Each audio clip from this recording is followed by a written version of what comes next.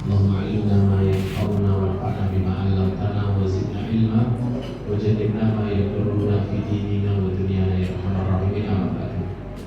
Bapak Ibu, saudara-saudari, sholihin sholihat yang dimuliakan Allah Ta'ala, Alhamdulillah Rabbil Alamin, terlaksana di malam hari ini acara rukun warga halal bihalal 1446 Hijriah yang semoga senantiasa dalam lapis-lapis keberkahan dari Allah Subhanahu wa Ta'ala. Amin.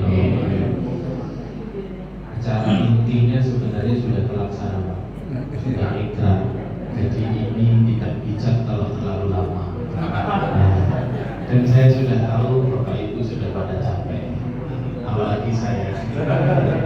Jadi izinkan saya tidak berlama-lama, tapi saya hanya ingin Bapak Ibu fokus sejenak saja, tidak lebih dari setengah jam. Karena yang akan saya sampaikan ini inti dan rumus-rumus penting dalam kehidupan kita, menjaga kualitas hubungan kita dengan saudara-saudara kita, baik muslim maupun yang non muslim. Dalam Islam dikenal kaidah al-imanu i'tiqadu fi qalbi wal iqraru bil lisan wal amalu bil arkan. Iman itu adalah keyakinan di dalam hati, pengikraran dengan lisan, dan pembuktian dengan anggota badan. Jadi seseorang itu dikatakan beriman kalau memenuhi 3 hal tadi: hati, lisan, anggota badan. Bohong seseorang beriman kalau dia hanya mengimani dalam hatinya tapi tutur kata dan anggota badannya tidak sesuai dengan hatinya. Itu disebut dengan orang munafik, ya. Atau juga ada orang yang mengaku beriman kepada Allah tapi tutur katanya selalu menyakiti saudaranya, anggota badannya menyimpang dari kebenaran. Makanya kemudian kita harus tahu, kalau kita ingin menakar keimanan kita ini betul-betul orang beriman atau tidak, sempurna tidak keimanan kita kepada Allah. Para ulama mengatakan parameter takaran keimanan seseorang itu ternyata tidak diletakkan di dalam hati seseorang, karena hati itu urusan personal dan Allah yang tahu. Gak bisa melihat seseorang dengan membedah dadanya, maka tidak bisa jadi takaran. Lisan saja juga tidak bisa jadi takaran, karena berapa banyak lisan yang tega berdusta, ya, di depan kita bersikap manis, di belakang membohongi kita, mengkhianati kita. Ini saja juga tidak bisa jadi takaran. Anggota badan juga sama. Berapa banyak orang yang tega berpura-pura dengan anggota badannya, pakaiannya Islami tapi akhlaknya tidak Islami, ya, kemana-mana sarungan, ternyata Gus naturalisasi, ya. Sekarang lagi zaman gus ya, kayak gitu. Sehingga apa? Ternyata Al-Quran meletakkan takaran keimanan itu tidak hanya dalam hati, lisan, dan anggota badan. Justru kalau kita bedah ayat-ayat dalam Al-Quran dan hadis-hadis dari Rasulullah SAW, kita akan temukan sebuah kesimpulan yang disepakati para ulama. Ternyata Allah meletakkan takaran keimanan dalam diri seseorang pada kualitas hubungannya dengan orang-orang yang ada di sekitarnya. Ambilkan contohnya. Rasulullah SAW bersabda, "Man kana yu'minu billahi wal yawmil akhir fala yu'dhi jarahu." Kata Rasul dalam sebuah hadis sahih, barang siapa yang sempurna imannya kepada Allah dan hari akhir, hendaknya dia tidak mengganggu tetangganya. Ya, Allah meletakkan taruhannya keimanan. Iman kepada Allah dan hari akhir diletakkan pada apa? Tata hubungan dirinya, kualitas hubungan dirinya dengan tetangganya.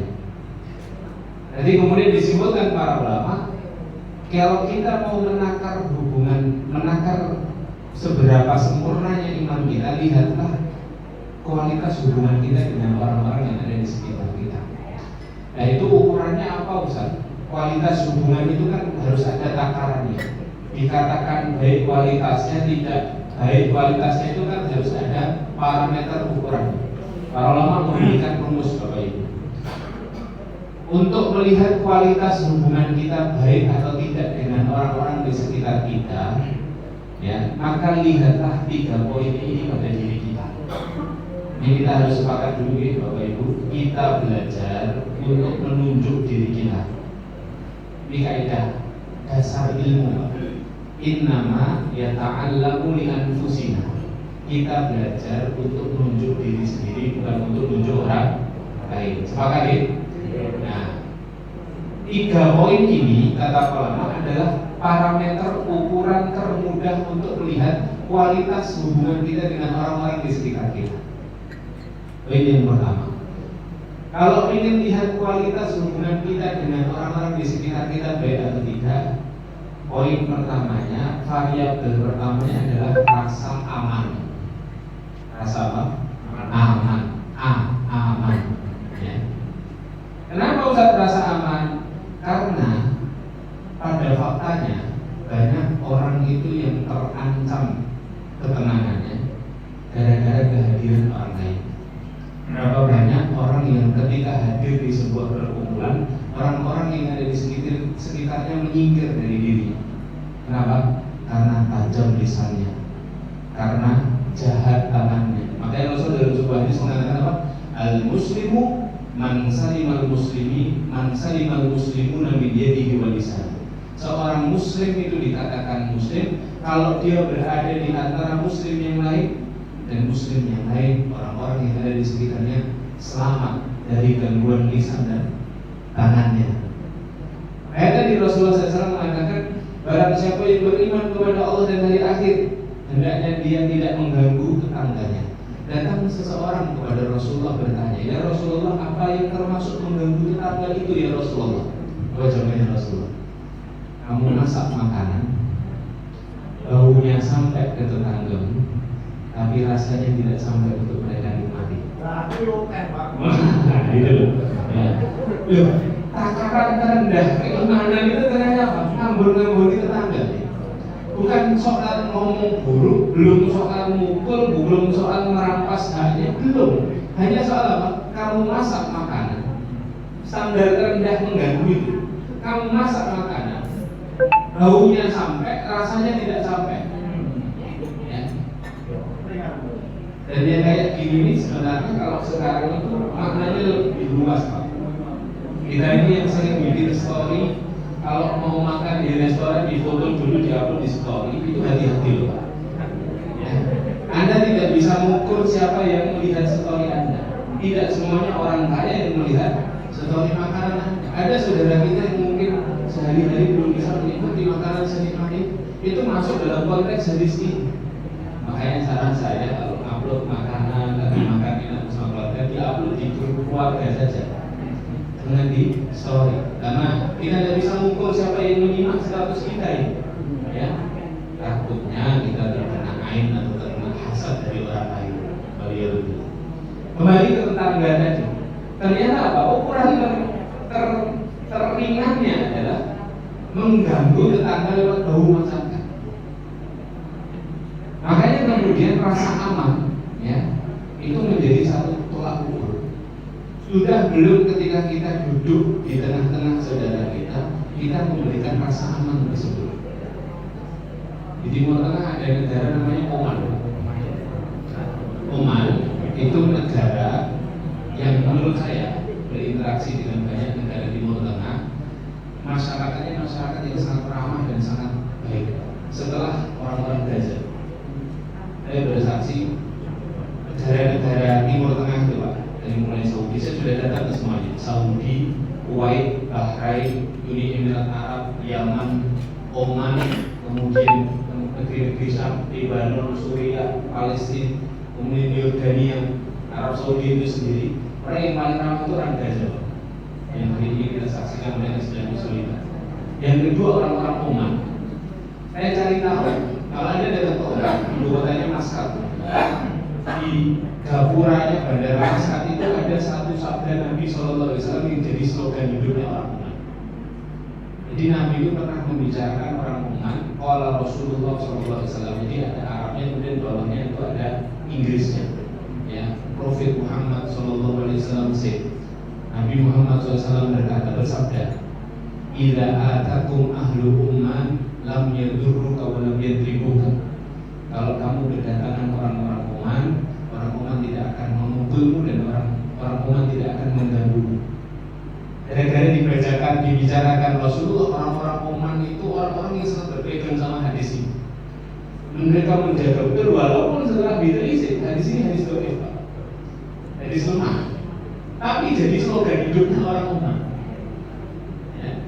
Artinya apa yang dimuliakan Allah? Kita harus jadikan hadis-hadis Nabi SAW tadi sebagai slogan hidup. Bahwa kalau kita ini ingin mengukur kualitas hubungan kita dengan orang-orang di sekitar kita, cek dulu rasa aman yang kita timbulkan untuk orang-orang di sekitar kita.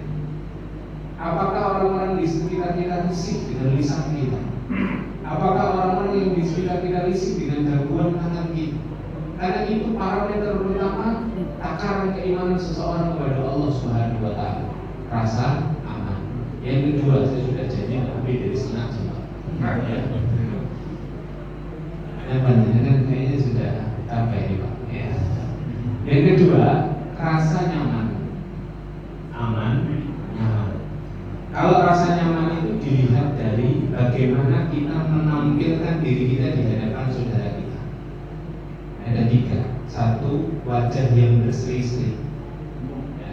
Kata Rasulullah, jangan kamu remehkan kebaikan sedikit pun, walau antal qawka biwajhin, walau antal qawka biwajhin talqin. Jangan kamu remehkan kebaikan sekecil apapun, walaupun dengan menampilkan wajah yang berseri-seri di hadapan saudara.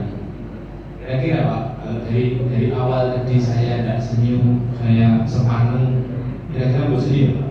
Mau senyum. Hanya sekedar merekahkan wajah yang berseri-seri itu akan membuat orang lain nyaman. Dua, kata Rasulullah, tabassumu kali akhika shadaqah. Senyummu untuk saudaramu adalah sedekah. Itu membuat kenyamanan. Yang ketiga, yang paling inti, kenyamanan itu bisa didapatkan orang-orang di sekitar kita dengan cara kita berverbal, berkata. Makanya lanjutan hadis tadi Pak, wa man kana yu'minu billahi wal yawmil akhir falyaqul khairan aw liyasmut. Barang siapa yang sempurna imannya kepada Allah dan hari akhir, hendaknya dia berkata baik atau diam. Pilihannya cuma dua. Kalau tidak bisa berkata baik, jadilah pendengar yang baik, diam. Nah, para ulama merinci hadis ini dan mengatakan begini, berkata baik itu tidak cukup benar isinya. Berkata baik itu harus memenuhi 5 syarat. Perkataan itu dikatakan baik kalau memenuhi 5 syarat. 1, benar isinya. 2, indah caranya. 3, tepat waktunya. 4, bermanfaat bagi yang mendengarkan. 5, berpahala di sisi Allah. Kadang ada benar isinya tapi tidak indah caranya. Jadi isinya benar tapi tidak indah caranya. Ini bukan perkataan baik.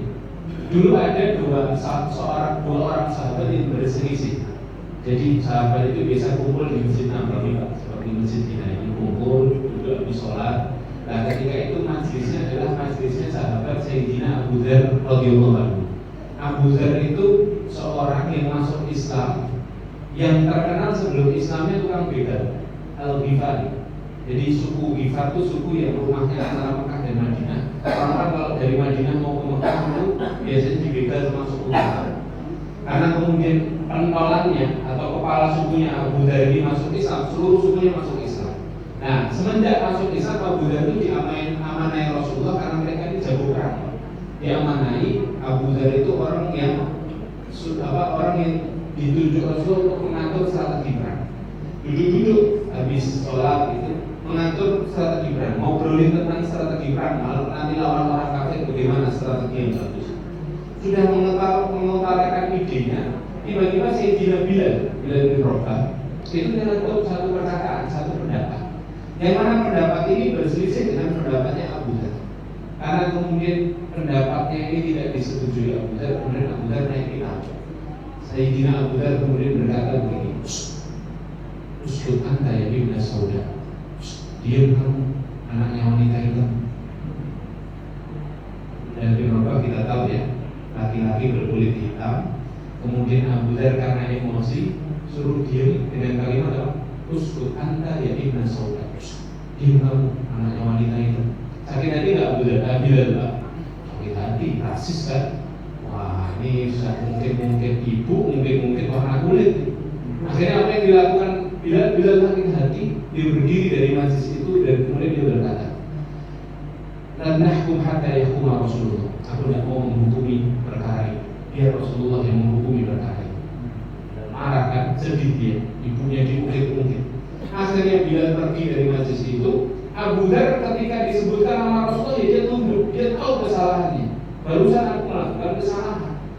Dia tidak berkata kepada Bilal, kamu ini dikit-dikit Rasulullah. Tidak. Langsung kemudian Bilal datang ke Rasulullah menceritakan kejadian itu. Rasulullah marah besar. Rasulullah memanggil sahabat Abu Dzar. Kemudian Rasulullah berkata, ini hadis sahih, sangat terkenal hadis ini. Rasulullah SAW berbilang ini, "A'yartahu bi ummihi ya Aba Dzar." Wahai Abu Dzar, apa kamu baru saja menghina ibunya wahai Abu Dzar?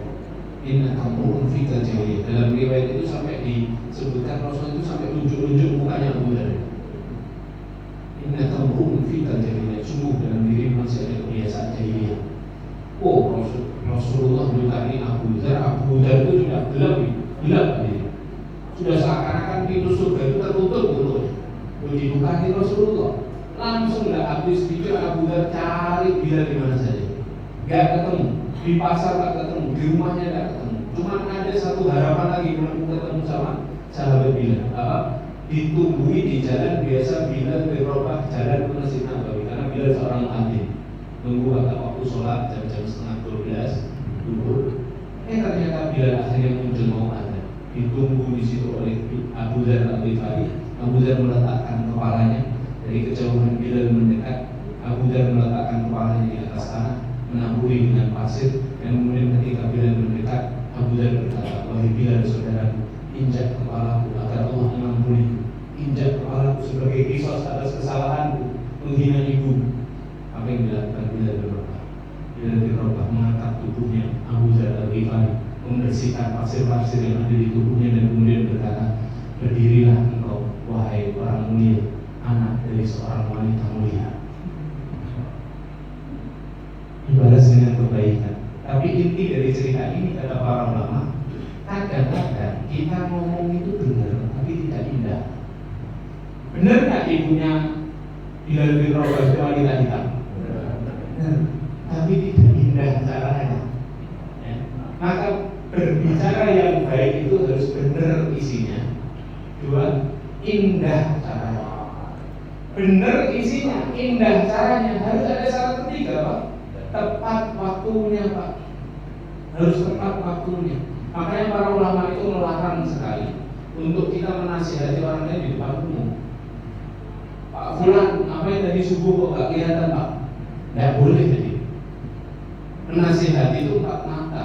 Tidak boleh di depan umum. Kenapa? Karena menjatuhkan kehormatannya, tidak tepat timingnya. Dulu ada seorang imam mulia. Kita ini kan dalam mazhab fikih ada 4 mazhab. Yang bisa jawab 4 mazhab. Satu mazhab Hanafi, imamnya namanya Abu Hanifah, wafat 150 Hijriah. 2 mazhab Maliki, imamnya namanya Imam Malik bin Anas, wafat 179 Hijriah. Muridnya namanya Imam Muhammad bin Idris Asy-Syafi'i, mazhab kita di Indonesia, wafat 205 Hijriah. Kemudian muridnya Imam Syafi'i namanya Imam Ahmad, wafat 247 Hijriah. Imam Ahmad ini salah satu imam mazhab.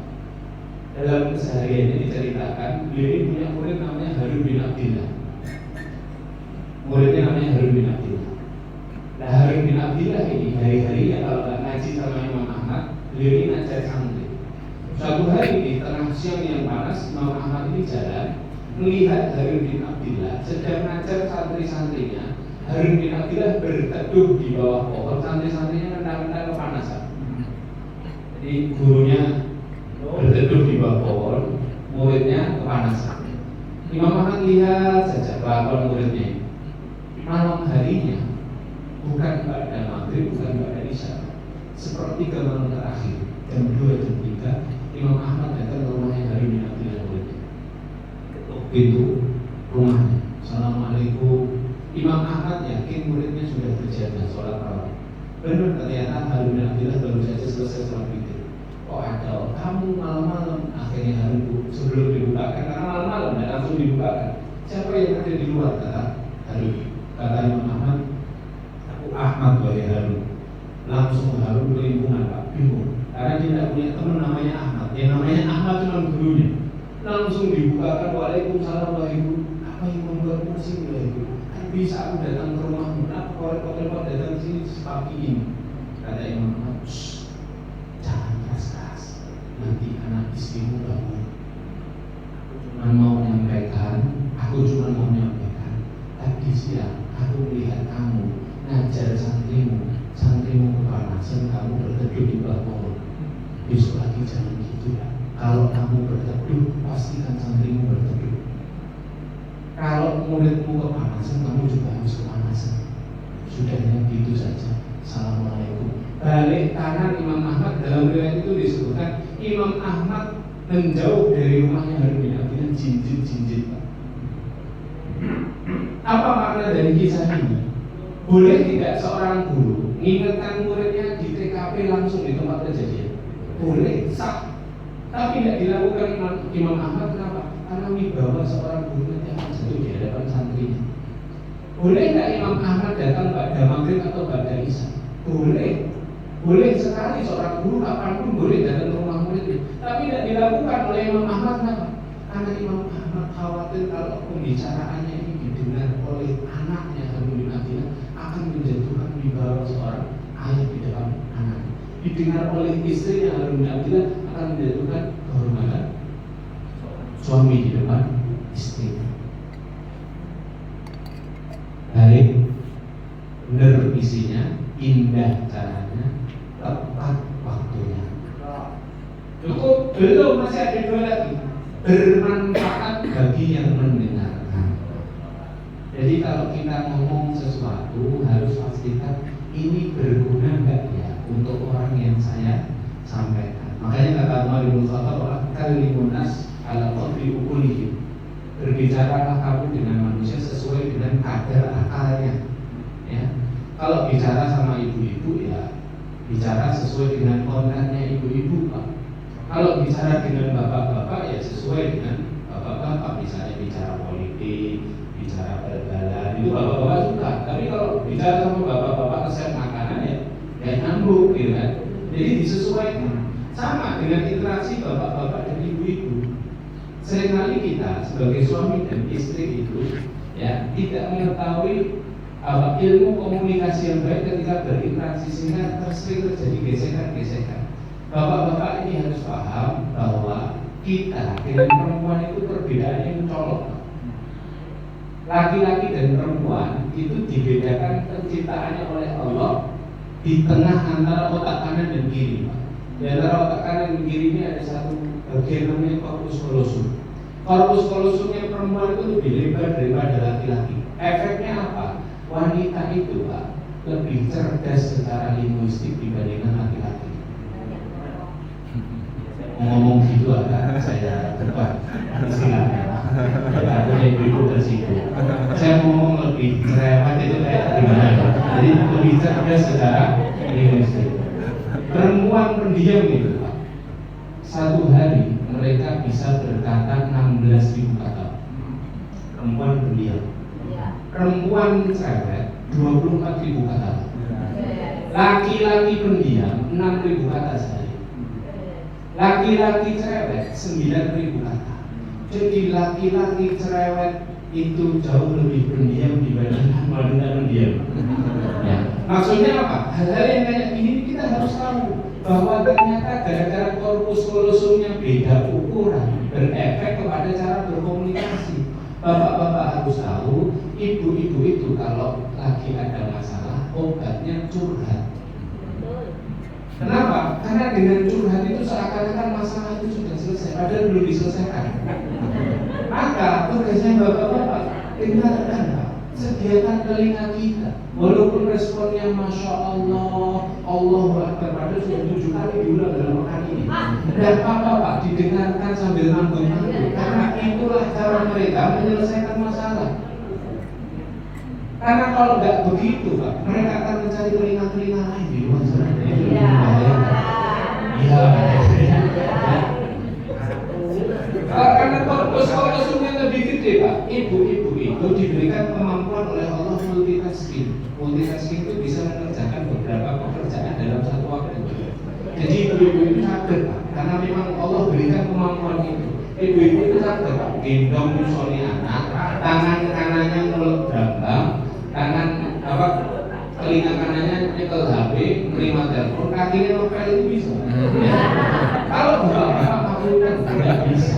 Bapak-bapak itu kalau punya masalah, ya, bapak-bapak kalau punya masalah itu tidak akan menceritakan masalahnya. Bapak-bapak makanya jangan diinterogasi ketika bapak-bapak itu pulang dari tempat kerja di dalam keadaan suntuk itu jangan ditanya, ayo bapak cerita. Itu tidak mungkin keluar. Kamu sudah nggak percaya lagi ya Pak sama saya? Jangan begitu kan, karena laki-laki itu menyelesaikan masalahnya dengan diam, ya, berkontemplasi, mencari solusi. Kalau sudah dapat solusi, sudah diselesaikan masalahnya, baru mau cerita. Itu laki-laki. Dan ngapunten Ibu, karena tadi kosakatanya tidak banyak, laki-laki itu, ya, kebalikannya panjenengan. Kalau panjenengan itu bisa multitasking, kalau laki-laki itu konsepnya fa'idha farota fansok. Kalau selesai satu pekerjaan, baru pindah ke pekerjaan yang lain. Maka ini kan pola komunikasi. Maka bapak-bapak itu tidak bisa. Kalau rumah lagi digunakan untuk acara PKK, kemudian ibu setiap harinya bilang, Pak, nanti kursinya dipinggirkan ya Pak. Setelah dipinggirkan, nanti disapu dulu. Setelah disapu dibelari karpet ya Pak. Setelah itu ambil arang-arang di rumahnya Bulita Pak. Jangan lupa nanti mampir ada Rolita juga di rumahnya Bu Dwi. Bilang ya Pak, suruh irisi kecil-kecil, kita tidak punya pisau roti loh. Di luar nggak ada yang jual. Nanti sebelum pulang Pak mampir ke rumah ibu ya Pak, ngambil baskom. Jangan yang warnanya biru, warnanya yang pink Pak. Karena malu kalau pakai warna biru. Itu, jangan kasih order sebanyak itu. Hasilnya apa? Hasilnya cuma menginggirkan kursiku. Karena bapak-bapak itu bisanya satu fokus pindah. Itulah kemampuan yang Allah berikan. Ya. Dan satu lagi, ini ilmu komunikasi. Saking cerdasnya wanita dalam urusan linguistik ini Pak, dalam urusan berverbal, perempuan itu kalau minta sesuatu ngapunten bapak-bapak, tidak bisa langsung to the point. Panjenengan harus peka ini, melipir dulu Pak. Mau ke utara itu ke barat, selatan, timur, baru utara. Ya. Jadi kalau jenengan boncengan naik mobil, naik motor bareng ibu-ibu terus tanya, Pak, bapak lapar enggak? Jangan dijawab enggak. Itu dia lapar Pak. Ya. Langsung bawakan menunya apa? Ya. Kenapa? Karena kalau enggak nanti Anda akan didiamkan sampai rumah. Ya, karena Anda enggak peka. Ya. Nah kayak gitu, ibu-ibu juga, ya, bapak-bapak itu, ya, yang kayak gitu itu bisanya tuh the point, langsung ditungguin dulu satu pekerjaan, dan pindah ke pekerjaan yang lain. Kemudian bisa komunikasi berjalan dengan baik. Maka yang keempat itu kata para ulama, perkataan yang baik itu harus bermanfaat bagi yang mendengar. Pastikan apa yang kita sampaikan ini benar-benar sampai dan bermanfaat. Tidak multitafsir, tidak bikin emosi, sikap kita tidak salah. Ya. Oke, keempat ini kesimpulannya apa tadi Bapak-bapak? Ibu-ibu lebih cerdas daripada bapak, lebih cerdas secara linguistik. Makanya kita harus banyak memberikan unsur juga, Pak. Ya, bapak-bapak itu amanahnya sabar, ibu-ibu itu amanahnya syukur, ya. Sehingga dua-duanya masuk surga nanti, sabar dan syukur. Kemudian yang kelima syaratnya harus berpahala di sisi Allah. Berpahala ini biar jadi perkataan yang berpahala di mana Ustaz? Di rumusnya Pak. Kata Rasulullah, kullu kalami bani Adam alaihi lalah. Semua perkataan manusia itu berpotensi dosa, tidak jadi pahala. Illa kecuali kalau dalam perkataannya ada satu di antara dua konten ini. Satu zikrullah, dua amar ma'ruf nahi munkar. Nah masalahnya kita ngobrol sehari-hari kan isinya tidak quote-quote terus Pak. Dan amar ma'ruf nahi munkar terus. Kadang-kadang kita cuma ngobrol ringan di pos ronda, kita ngobrol ringan di emperan masjid, apa kabarnya, kerjanya gimana. Biar jadi pahala, maka selipkan yang pertama tadi zikrullah, selipkan kalimat-kalimat thayyibah. Berikut Pak kerjanya, alhamdulillah. Gimana kabarnya Pak? Alhamdulillah. Barakallahu fikum Pak. Astagfirullahaladzim. Semangat ya Pak, Masya Allah, tabarakallah. Itu selipkan kalimat-kalimat itu karena itu bagian dari zikrullah. Biar jadi pahala. Nah kalau kelima ini tidak terpenuhi salah satunya, Rasulullah itu pribadi yang solutif, memberikan kita solusi kedua. Kalau belum bisa berkata baik, maka diammu itu menyelamatkan. Jadi kalau ibu-ibu punya anak yang tidak terlalu aktif, diam itu banyak bersyukur karena bakatnya masuk surga. Ya, kenapa? Hisabnya sedikit. Saya ngomong dari tadi ini hisabnya panjang, jadi waktu deg-degan saya, makanya setengah jam ya. Hisabnya paling dua ini Pak ya. Semoga bisa mengamalkan. Mohon doa semoga istiqomah. Kemudian hadirin nyaman, ya nyaman. Yang ketiga, poin yang bisa mengukur apakah kita baik kualitas hubungan kita dengan orang-orang di sekitar kita adalah manfaat. Aman, nyaman, manfaat. Yang ketiga ini saya cukup menjelaskan dua ayat di dalam Al-Quran. Nanti dibuka surah Ibrahim surah 14 ayat 24-25. Di situ disebutkan satu ayat yang berangkai luar biasa. Allah berfirman ini, Daraballahu mathalan kalimatan thayyibatan kasyajaratin thayyibah asluha tsabitun wa far'uha fis sama' tu'ti ukulaha kulla hinin bi'izni rabbiha. Allah memisalkan orang yang baik, kata Allah, yang di dalamnya ada kalimat thayyibat la ilaha illallah, itu seperti pohon yang baik. Pohon yang baik itu ciri-cirinya tiga. Satu, asluha tsabitun, akarnya menancap ke dalam tanah. Akarnya menancap ke dalam tanah. Itu pohon yang kuat, itu akarnya kokoh. Nah, orang yang baik, manusia yang baik itu apa? Akidahnya kuat, tauhidnya kepada Allah kuat, keyakinannya sama Tuhannya kuat. Ciri yang kedua, wa far'uha fis sama, tangkainya atau dahannya menjulang ke langit. Itu yang bagus, yang rimbun, yang tangkainya banyak. Nah, manusia yang baik itu tidak hanya kokoh akidahnya, tapi ibadahnya kuat sehingga diterima Allah sampai langit. Ya. Kemudian ciri yang ketiga dipisah Allah di ayat berikutnya. Apa? Tu'ti ukulaha kulla hinin bi'izni rabbiha. Pohon yang baik itu tidak hanya akarnya kuat, dahannya menjulang, tapi apa? Dia memberikan buahnya di sepanjang tahun dengan izin Rabbnya. Jadi pohon yang baik itu yang berbuah, yang bermanfaat untuk orang-orang di sekitarnya. Nah yang menarik Bapak Ibu, ayat ini jelaskan tentang pribadi seorang muslim. Seorang muslim yang baik, dia memberikan buah sepanjang tahun, tidak musiman, sepanjang tahun buah terus. Ya. Nah yang menarik adalah di ayat ini ciri ketiganya dipisah Allah di ayat sendiri. Dan Allah menyebutkan buah itu bukan dengan bahasa Arab buah, Pak. Semua orang yang belajar bahasa Arab akan tahu bahwa bahasa Arab buah itu kalau tidak samarah, fakihah. Tapi di sini Allah menyebutkan tu'ti ukulaha. Ukul itu inti buah, daging buah. Kalau guru saya mengibaratkan gini, apa bedanya samarah, buah utuhan, dengan inti buah? Guru saya mengibaratkan gini, kalau samarah, buah utuhan, itu kayak kita di depan rumah kita ada 3 pohon mangga. Pas buah-buahnya, pas berbuah-buahnya, kita naik di salah satu pohon random, yang penting kayak kelihatan buahnya, kita petik langsung tiba-tiba ada tetangga kita Pak Fulan lewat, terus kita lempar dari atas, kena palanya Pak Fulan. Yuk, kok bisa membarengan? Terus kita dari atas buah bilang, ngapunten Pak, itu buat jenengan. Baik kan? Bisa dibilang baik, bisa dibilang enggak. Ngasihnya baik, tapi caranya enggak baik. Itu sama. Tapi kalau ukul dalam ayat ini itu beda. Kita punya 3 pohon mangga di depan rumah kita. Kita tahu yang paling manis adalah pohon kedua.